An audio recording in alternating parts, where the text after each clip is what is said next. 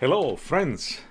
This is Josue Batista, and I am glad to be here with you this afternoon.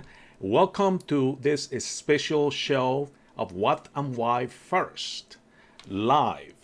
As you recall, I typically have my show on Thursdays at 11 o'clock, but this week I had a significant amount of business meetings and other commitments that prevent me from having this event yesterday. But today I made the commitment to bring a topic that is quite special.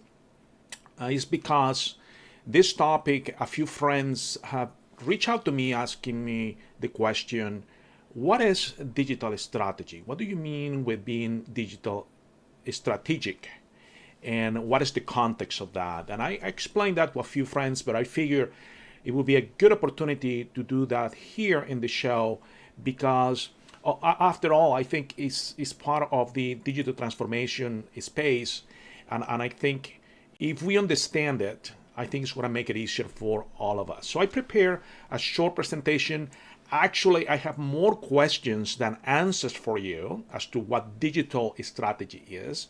I found some materials that I have been using for a few years about the rules for digital strategy, and I figured that we cover those ones in a very simplistic overview, bringing those questions. It will help you because, again, there is no one fit all for a digital strategy and digital transformation. Every organization has its own context, environment, ecosystems, constraints, industry, etc. And it's very difficult to make a book out of here's how you do digital strategy. I think the questions are relevant for you to understand it. So I prepared this presentation here. Let's go over it. I'm going to go over the details here as to pretty much the objective is to understand, digital strategy, what I call a smart digital strategy in the context of digital transformation. And that is the foundation. The idea is that you need to have a strategy in order to eventually transform your organization. And there are rules there. There are some essential foundational questions and rules that you can apply in order to understand this better. So if you allow me for a minute, I just want to check, make sure if we have some friends here to have this available in case someone has questions. Please feel free to reach out. Okay, so just background about me. Some of you already know me. I have been in digital transformation most recently, but I have significant background in business and technology. I started this blog about 2 years plus, and this blog has been a way for me to learn and share what I understand about digitalization through my experience. And most recently, all this that you see today is being powered by ABCS Media Services. It is a new concept, it's a new venture of mine, and it's being used right now to broadcast this to the world. And it's actually translating this also for friends that are in the you can use Spanish or Arabic, and also transcriptions in English if you go to my website. I place a link of that in the registration page. So let's start with the basics, right? The topic structure. I want to go over digital transformation, what is strategy, what are those 5 rules, and what is next for you. I always end my shows and my conversations, what is next for you? What will be the steps that you need to take in order to proceed, right? At a very high level in terms of digitalization. So digital transformation is an overused word. I agree. A lot of people are using this in different contexts. But I like to just bring the idea that we are facing a significant transformation.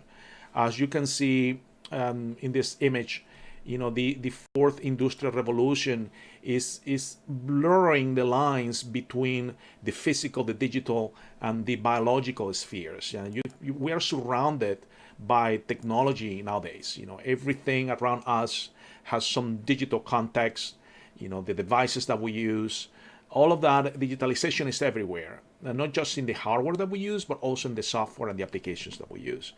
So in that context, I always want to explain the differentiation from being analog, from going through material things to digital. There is a path there in order to prepare your organization to transform digitally. There are steps. So first of all, there are analog assets in every organization, right? Those analog assets are equipment, media, even processes that you have, right, that are pretty much manual.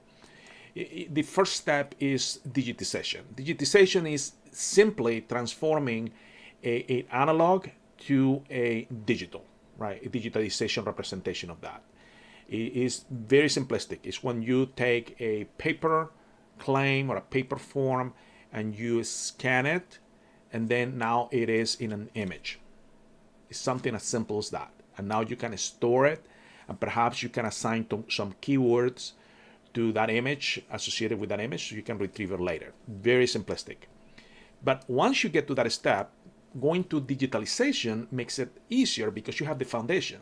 So the same image that you had now is stored as with some keywords. Now you can use perhaps artificial intelligence to read that image and extract information from it.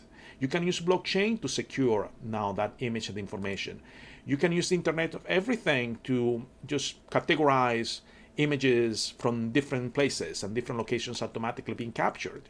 And video streaming is also an example of digitalization. So the point here is that you have to go from analog to digitization. Digitization helps you to take advantage of all the digital technologies and innovations that are available. And once you are there, then you can start thinking about digital transformation, which is essentially modifying, changing your business model. And that is, I think that is a very important differentiation that we need to make here, that digital transformation is not a project, right?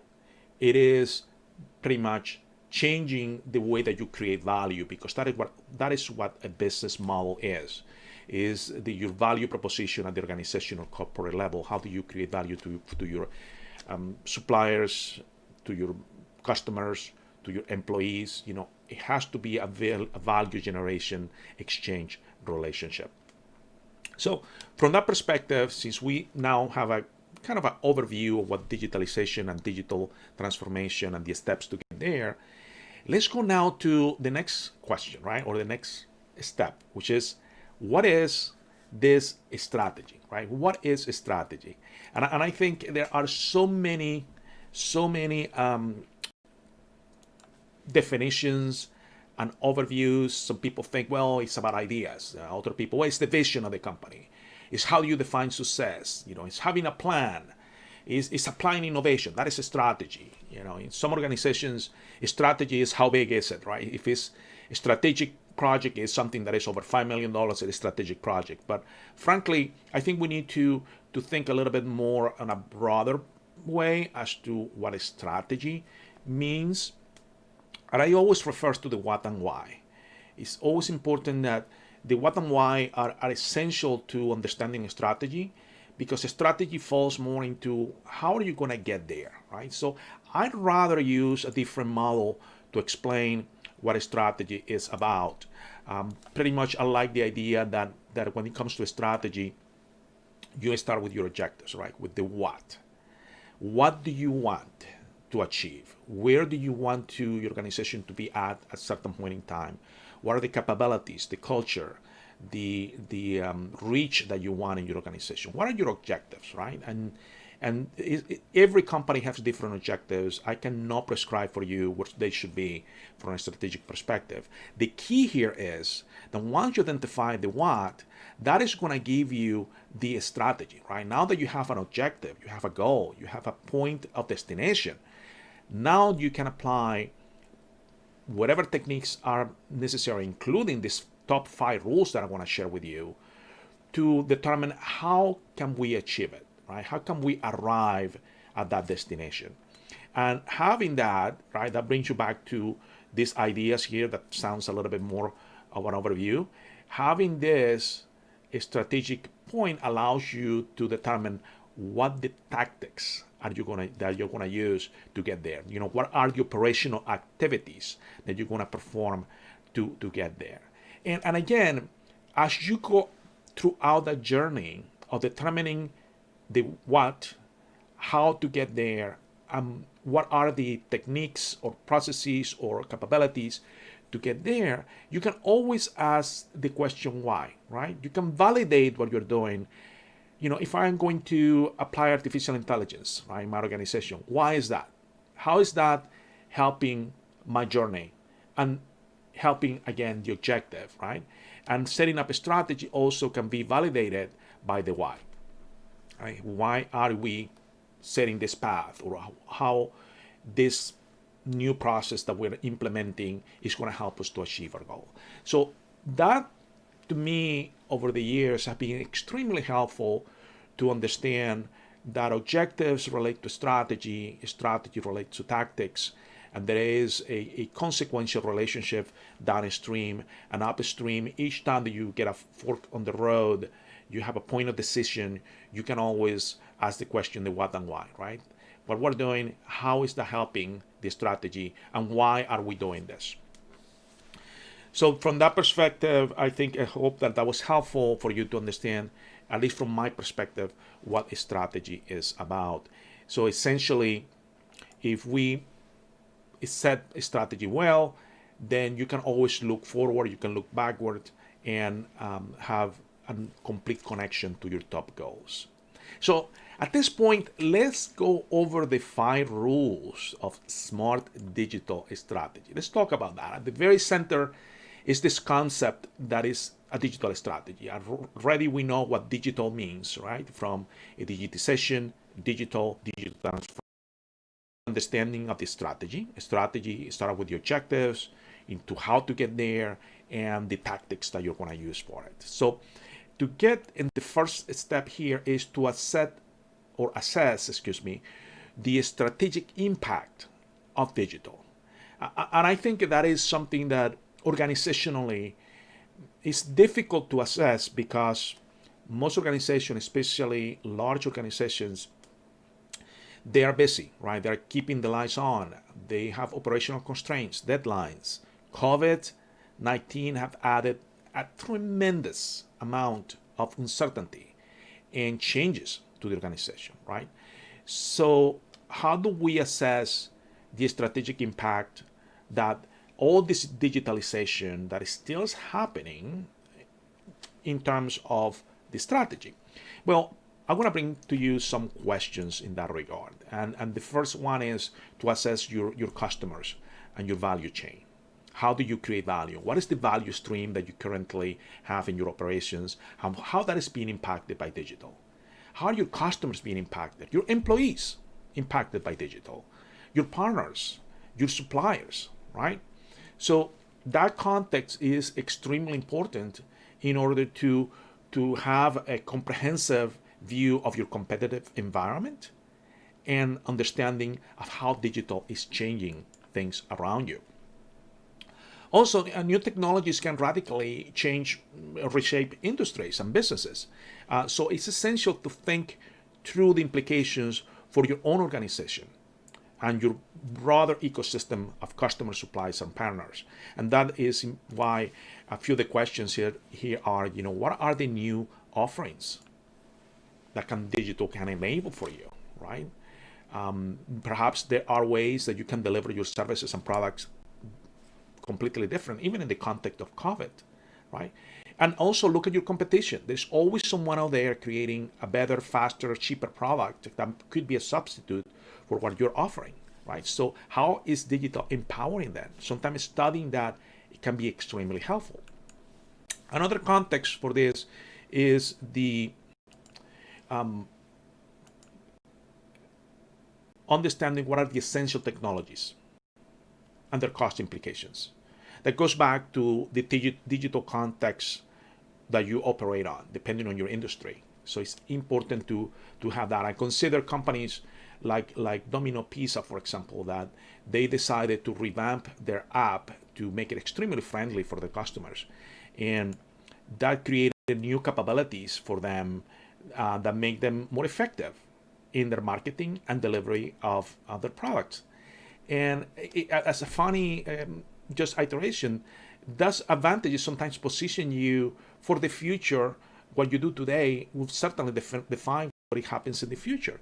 And in the case of Domino, you may not know this, but they went public at the same time, right? I think it was in 2008.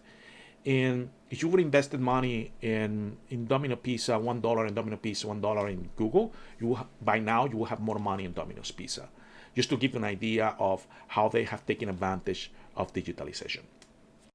Now let's go to the next step, which is the what will be the second rule in this equation, right? So the second rule here is the how high do you set the ceiling for your digital strategy. There may be a temptation to do perhaps a short-term goals or small goals or do pilots. Sometimes I advocate, depending on the industry, do a pilot, right, to test how artificial intelligence, but those are pilots. Those are more related to proof of concepts. But when it comes to a strategy, as to how you get there, it is important to be a little bit more ambitious. The idea is to aspire to move the needle of value creation strong enough, right, to justify and take advantage of all this digitalization that is happening today. So some of the key questions here are, how would you move the needle on this? And take the example of companies that unfortunately they were in a very good position. Think of Kodak, for example. Kodak was in an excellent position to take advantage because they really invented what we know today as digital, pictures or digital photography. But unfortunately, they didn't take advantage of it. And that is significantly a differentiation of a company like, for example, Starbucks. Starbucks have done much more, in terms of being digital, even though it's relatively an old company, not as old as Kodak, of course, but they have taken advantage by setting very ambitious goals along the way. Now, the next step on this is to place big bets. Is thinking big, thinking large. It's along the ways from that ambition, having ambitious goals and objectives. So along that, it is the key questions here are for you is what are the highest value cases that you can take advantage of, right? Within your organization. Once you have defined that path and where you want to go, what would be, for the same amount of effort and change and restructuring and culture change that you want to be applying, where would that effort provide the best return?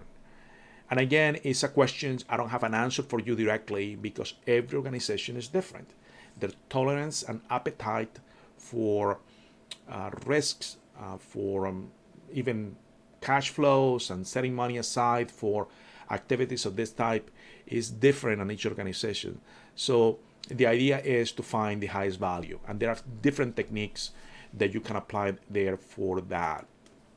And one example, it could be, your pain points that you have in your customers, right? So if your customers are experiencing some degree of abrasion, how can you apply or position yourself to get a significant, return on that, the highest value potential from that. So I think it's important for all of us to think in those terms and ask those questions from an organizational perspective because it is a journey, right? And it's going to take time to get fully digital and fully able to transform. But if you place big bets and commit to them from a strategic and operational perspective, tactical perspective, that will be extremely helpful.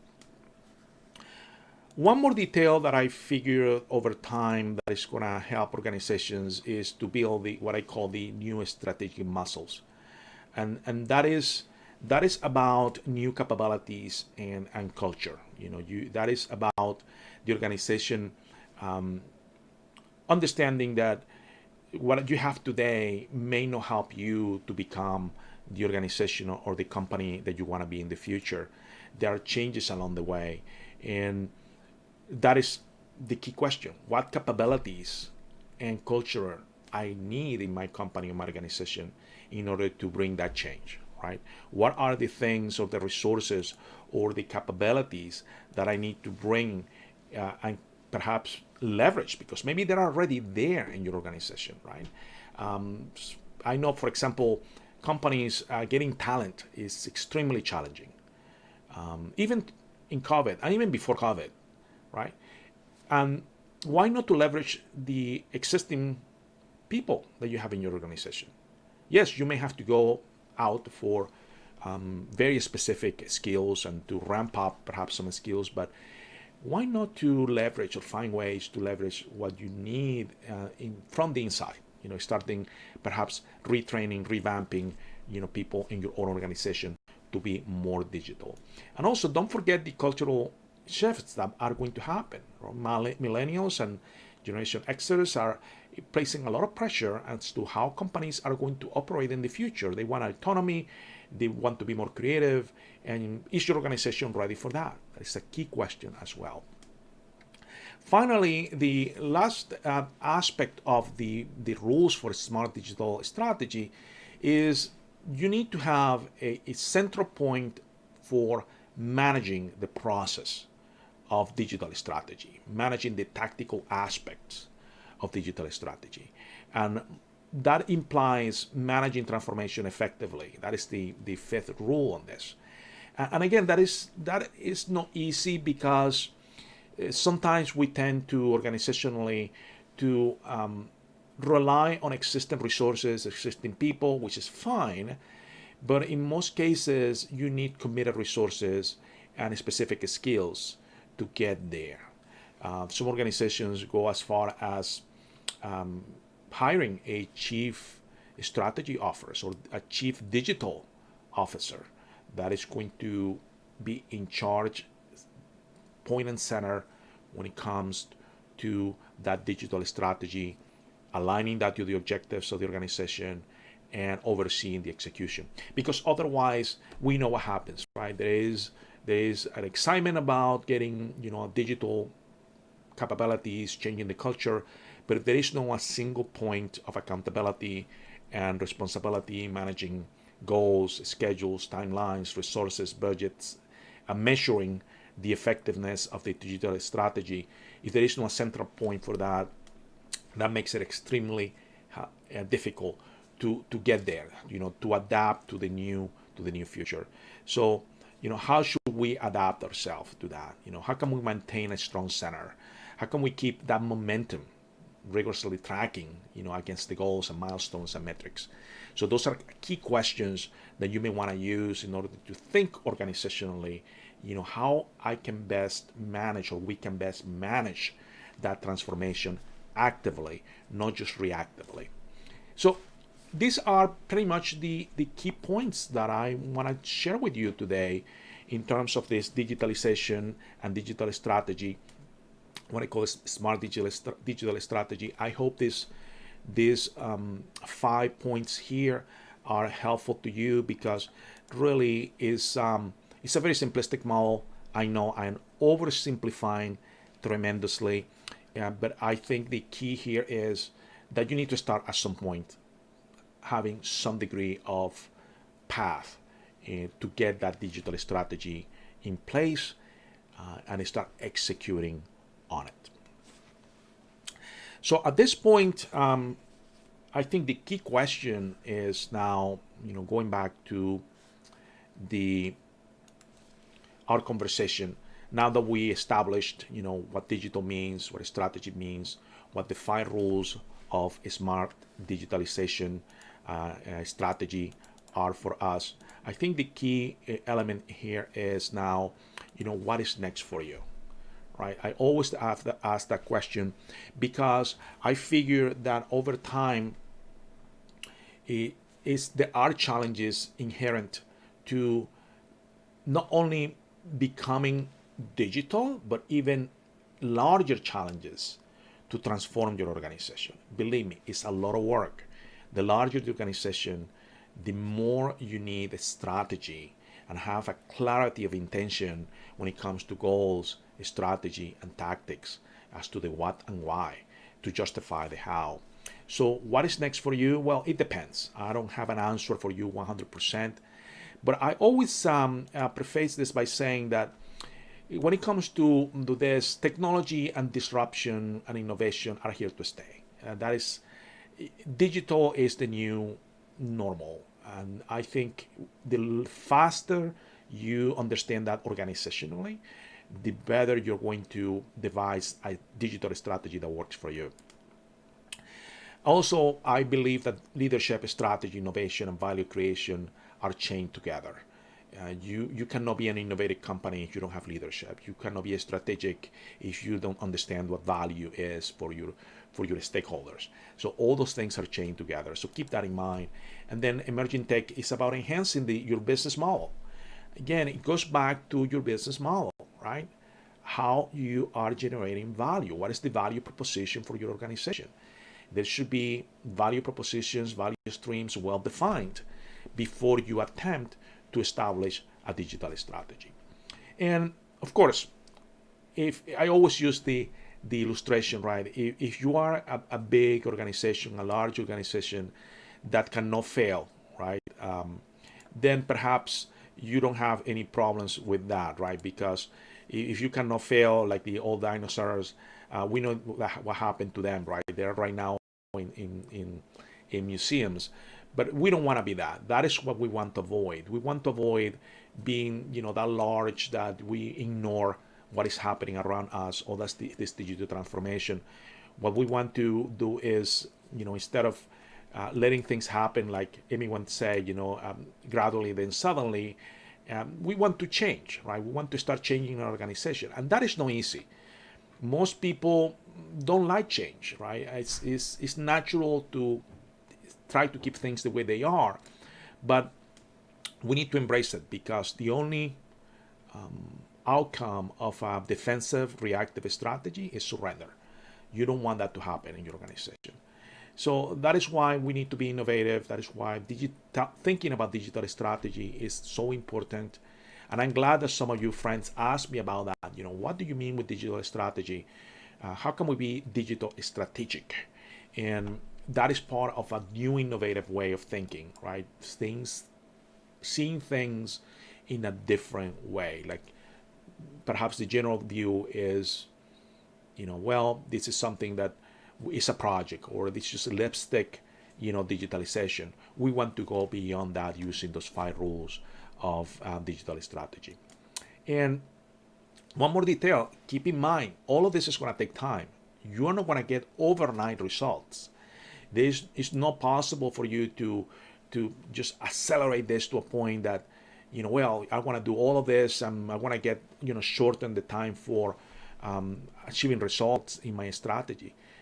As Warren Buffett said, it's not possible to do that. You cannot have a baby, but just 9 women getting pregnant, right? So in 1 month, you cannot do that. So it takes time. So again, you are not alone in this journey. You have plenty of resources. It may seem desolated because there's so much out there, right? But I am here. That is part of my role, to help you and your organization to be more successful. So friends, we are here at the end of our show. Thank you so much to all of you who have joined me for this. I'll be posting shorter versions of this for all of you to use over the next days. And if anytime you have any questions, you want to reach out, please do. And until next time, cheers. I'm Josue Batista from What and Why First. I created this video blog to share with you my thoughts about relevant trends in leadership, strategy, innovation, and value creation. If you want to watch more videos, make sure you follow my blog so you never miss any of my new videos with more tips about technology and business. And if you are already a senior leader in charge of making decisions in your organization, and you would like to put some of these strategies in place for yourself, go to josuebatista.com and learn how I can help you.